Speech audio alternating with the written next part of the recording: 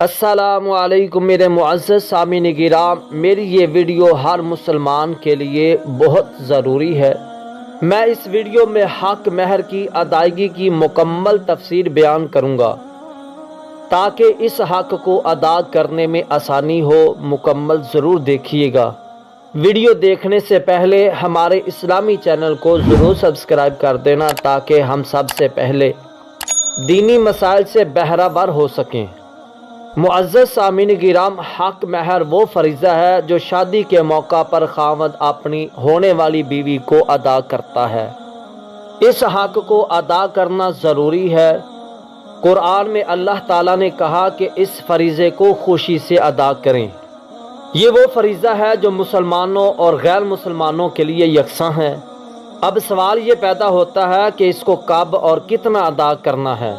کیا اسلام نے اس کی تعداد کو مقرر کیا ہے؟ میرے معزز سامعین کرام، جب ہم قرآن و حدیث کا مطالعہ کریں گے تو ہم اس نتیجے پر پہنچیں گے کہ اسلام نے اس کی کوئی حد مقرر نہیں فرمائی۔ قرآن نے کنتارن کہہ کر اس کی زیادتی کی طرف اشارہ کیا ہے، اور حدیث مبارکہ میں قرآن کی کچھ صورتیں یاد کروانے کی تلقین کر کے اس کی کمی کی طرف اشارہ کیا ہے۔ اسلام نے استطاعت کو سامنے رکھ کر ادا کرنے کا حکم دیا ہے۔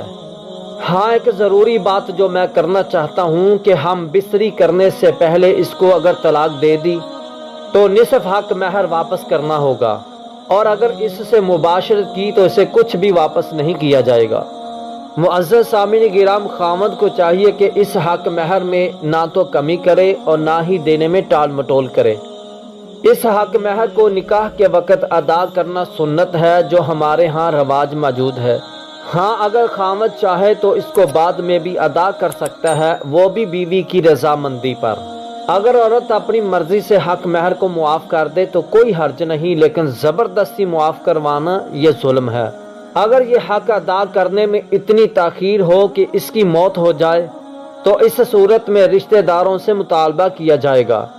اس حق مہر کو نقدی کی صورت میں بھی ادا کیا جائے گا، اور اس حق مہر کو کوٹھڑی یا پلاٹ یا سونا چاندی کی صورت میں بھی ادا کیا جا سکتا ہے۔ اللہ ہمیں اس پر عمل کرنے کی توفیق عنایت فرمائے۔ ویڈیو پسند آئے تو لائک ضرور کر دینا۔ شکریہ۔